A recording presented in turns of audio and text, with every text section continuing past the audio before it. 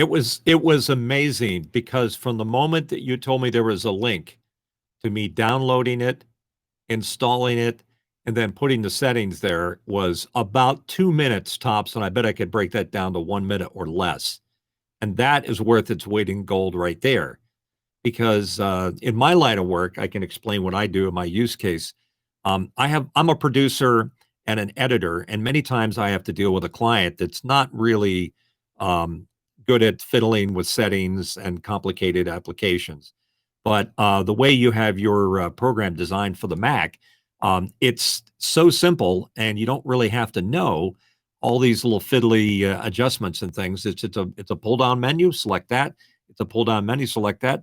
Get the link. Boom, you're on the air. And my motivation for doing things like this or having a decent camera, which I have online here and available, is that I was getting so many videos from clients that were being broadcast via Teams or via Zoom. And the quality was always questionable because most of the clients didn't understand the value of quality. So here I would be getting these CEO commentaries that I have to edit into a full production where I shot crews out in the field with video, and the CEO was too busy to allow that to happen, did it over Zoom or whatever. And all of a sudden, the show would be going along at a certain quality level, and then boom, the bottom would fall out of it, and on would come this, the scraped video from a Zoom call or a Teams call at 320 or 720 at the very best, never 1080. And my motivation was to improve the quality of that. So I built my Zoom room showing the client, hey, look, this is a representative with decent lighting, decent sound. You can get a broadcast quality video link and do a recording if you can't attend that recording session at home doing something like this. So we used Zoom in the past, but to be honest with you, this is way better. It's better because it's fast. It's easy to set up. You can download a simple app that's very lightweight, easy to operate. It doesn't have any detritus, I'm sorry, or debris, as Alex likes to call it, on the screen. It's not telling you what my name is or putting a logo on there. It's a clean video feed. So if I was doing a finished video piece, this would be considered to be broadcast quality that could be edited into a program, provided I send a decent signal, which I am, and also to be able to see it. So I can see why a video village would use it, because some people that are directing or producing a movie or a serial TV show would want to see the quality of the video as it's being shot. If this was pumped into Video Village and over to some other country or some other state, they would get a pretty good representation of what it looks like. So I'm very impressed with the video quality, and it's not pushing a lot. It's using about 4 or 5 megabits right now upstream to send the picture to you. That's pretty lightweight in my book. We are trying to simplify the setups because we thought that when you needed more quality than Zoom, things gets complicated for everybody, right? Complex setups, things that you need to do, stuff like that. But I found that that's why our motivation, right? Keep it simple for people that don't know much about this, but they want to send a high quality feed or at least receive one, right? Because this is kind of like both ways. You're watching me now and I'm talking to you. We have ultra low latency between both of us. And the quality is insane. And the sound quality also is insane because we take care of everything. Your camera looks super sharp. And I'm recording this on my Mac Studio here at home. That's really motivational for me. And that's why I wanted to do this quick clip with you and show the world. Yeah. But if you want a two-way conversation at a high level of quality video and sound, totally. This is it. This is perfect. Awesome. And the fact that we set it up in under 2 minutes, I'm very impressed with that. That's great, Mitchell. I really appreciate your time. I think you're doing a great job.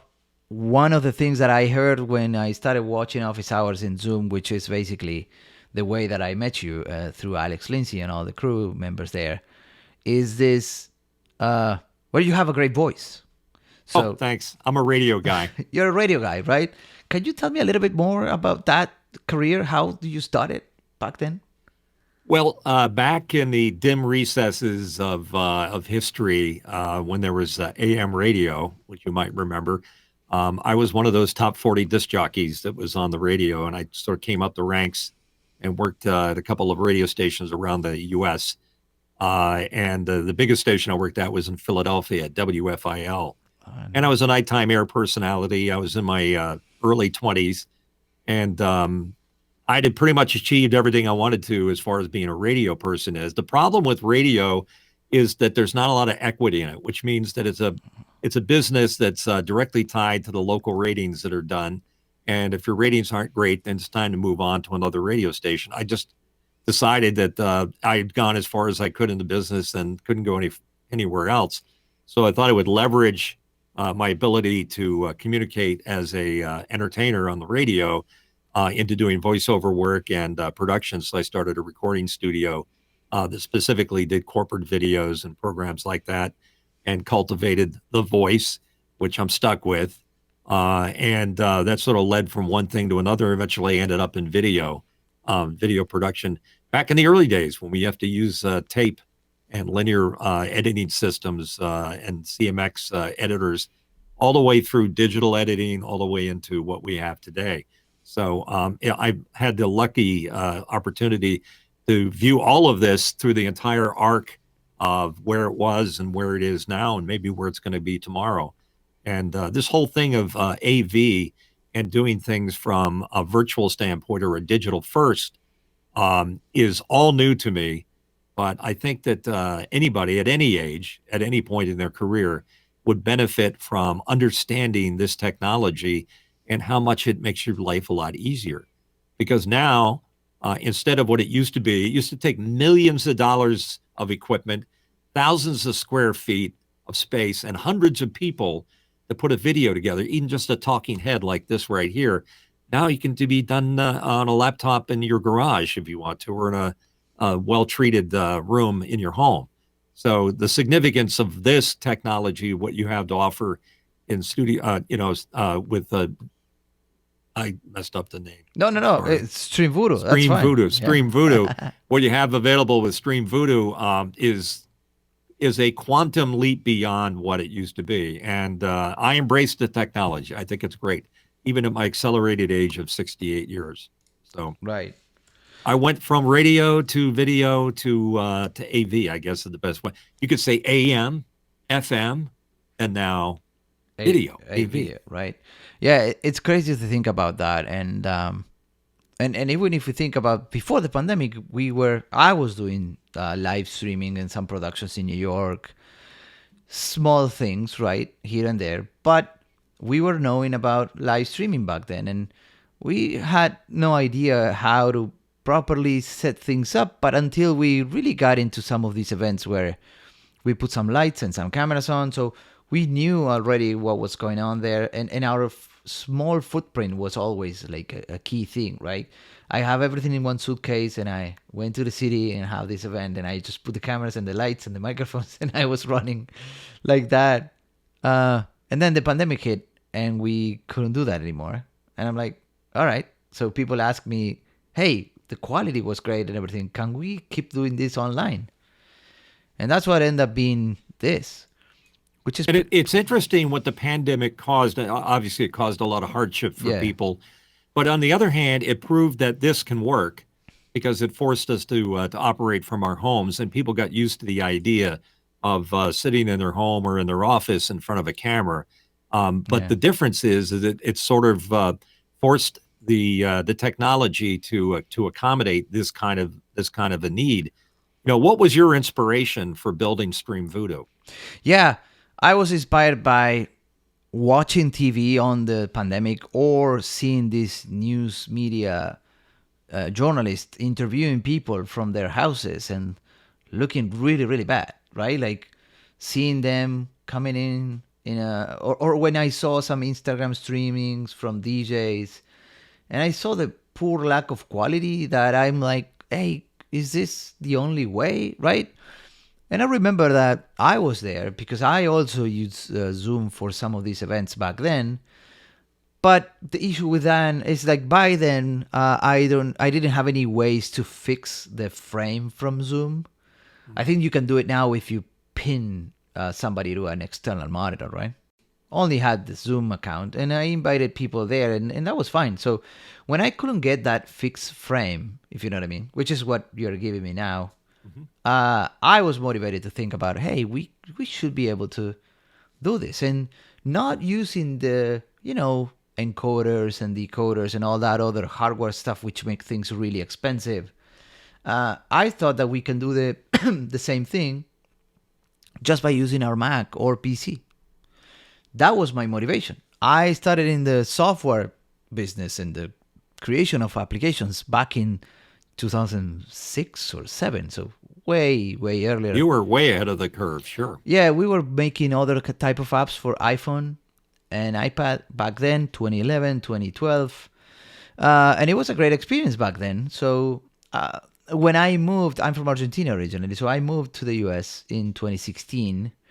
And I remember when I started going to New York, I live in New Jersey, right? But I'm really close to New York City. And I love photography, so I like to take photos and, do it with my iPhone. And I started to dig into this by filming and doing some video stuff. But everything was like something that I liked doing.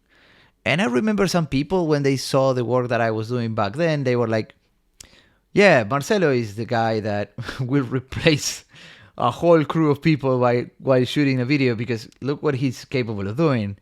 Yeah. So maybe that's because I really like this so much that when the opportunity presented itself to create this, it was meant to be. And you know what? Let me tell you this little story about how I met my co-founder. Because Richard, who is not here now, but Richard Smart, he's my co-founder and CTO of the company, and he is the back-end engineer, right? And most of he's been doing live streaming servers for a decade. So he has that really well polished. But at the same time, I wrote an email to him because I saw him on YouTube. This was really funny. I was looking for some RTMP server private something to get me a fixed frame, and I couldn't find it. So I saw a video on YouTube. It's 3 a.m. in the morning, and there's a video called An RTMP Conversation, 45 minutes. Who's going to watch that? Me, right? That's what I'm going to do. And I watched the whole thing, and there was this guy talking about the feeds and the video and the live streams, how this is going to evolve. And this is 2017, Mitchell. 2017. When I saw that video, but it was 2020 for me when I was watching at it. And I just decided to write an email at 4 a.m. When I wake up the next day, I check my email, and the guy responded to me 5 a.m. I remember that, like today. And he says, yeah, I can help you to help musicians. I would love to. And he says that he has some servers and we can try some things. And then I told him if we can put like a fixed frame that I can put in OBS, just like I'm doing with you now, and make it happen. And he says, yeah, I have something like that. So he has something with no UI, nothing, just backend. And that's how we met and we started working together. And that's how we created StreamVoodoo. And it's while we're here talking, I'm noticing no latency. Oh. I mean, maybe there's some there, but I can't see it. And I've come from the old days of satellite uplinks and downlinks and the 2-second and 3-second and 4-second delay. Yeah. Early video conferencing where you'd spend $100,000 for a box that would allow you to do a video conference, and you had to wait for the latency to catch up. This is instantaneous. This is pretty amazing. It's crazy, right? And I thought, it's crazy fast. Yeah, I thought about that, and we had this latency. I remember Alex Lindsay measured it the other day. I think that we got like 60 milliseconds from San Francisco to New York, which is crazy. 60 milliseconds. It's massive, and we really like that particular feature because it makes our conversation really fluid. That's what it is, and that's what this is all about. I'm talking to you now. You are, which city are you, state are you located? I'm in Wilmington, Delaware, right outside of Philadelphia. Perfect. Just above Washington, D.C. Awesome. And I'm in New Jersey, so North Brunswick, and from here. And we're talking and we feel like we are next to each other, even if we're not. Sure. that's kind of like the main point. If you ask me what motivated me to do this, that's one of the reasons. Because you know what? My mom is in Argentina and I tried StreamVoodoo with her. And she has a new iPad that I bought her and just shipped it to her over there. And she opened it and she was able to see me and I saw her and she saw my kids. And for her, it was like they're next to them. Isn't that cool? Sure, sure. I think, And improving the quality of these kind of conversations for whatever you're going to do, whether it's broadcast or corporate or anything for that matter, is a big goal that I've had. Once we got beyond saying, well, here's how to improve your sound, because the first thing that usually is bad when sound. people do teleconferencing is the sound. You're Improving that is my first step. The second step is a decent camera at the right level with the right focal length, so that you can make eye contact with the other person that's talking to you, and then the lighting, but in that order almost. And then, of course, the treatment of the room so that it sounds pretty good. But once you've got all those things done, you need a good connection to make the video look good, so that you can have these conversations. And you could, if, for example, this thing that we're doing right now could very easily be on broadcast TV and look like we're side by side in the same studio. Right. Where most, even to this day, whether you're watching CNN or MSNBC or Fox News, and they do a remote conversation with somebody, it's always that postage size or shoebox size window with it blurred out and making funny noises because of the latency and other inconsistencies on the internet. I haven't seen this thing boink once. It's spot on. Yeah, you're right, Mitchell. And I really appreciate that you notice these things because, that's why we work this out. And the setup is perfect. The idea was to keep things simple, let people just one click, join. I can explain how to do it, right? Like super simple and help somebody. But I think that's what's spot on. And of course, I am the technician behind it now, which I'm doing the recording and everything. But anybody that actually handles these type of things can do it. It doesn't need to be me. It can be anyone. So I'm thinking about all the jobs and the things that we can produce from this. It's pretty intense, and I really like it. You don't have to be a technician Yeah. to have a conversation that looks as good. I respect it for that. Just the same way you don't have to be a mechanic to drive a car. Right. You just don't have to drive the car. Exactly. You don't have to know how the spark plugs and the fuel injectors work and the tires do this. Yeah. It's just if you make it simple, then people are more likely to use it. If you make it complicated, they're less likely to use it. And in this world of high technology, a lot of people don't have time for all that, the fiddly bits, as it were. Yeah. And I think that, that's another motivation, right? Because when we think about simplicity, we know people don't know anything about this and they just want to get it done, right? No, good job and congratulations. I like the I'm going to have to talk to you after we get done about getting my own copy of it so that I can experiment with it on after hours and office hours. Of course. I will record this. I am recording your ISO video and audio. Perfect. I am recording mine as well.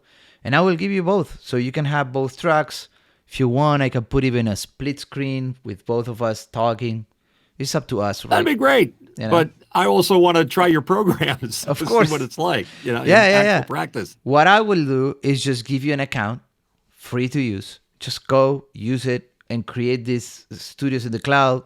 Share your camera with whoever. This is just one click, right? Just like you did now. I'd love to be able to evaluate it that way. And I already have some client friends that I think would be very interested in seeing what this does. Yeah. Because I'm gobsmacked. I'm just amazed. All right. I mean, I expected something good from you. I didn't expect it to be quite this good. Yeah. Okay. Super glad, Mitch. And I will do that. So I will give you that. I will give you the copy of this recording. And I really appreciate your time today. I think my pleasure. Your quality is on point. It's perfect for what I wanted to show the world about StreamVoodoo. I think it's a great experience.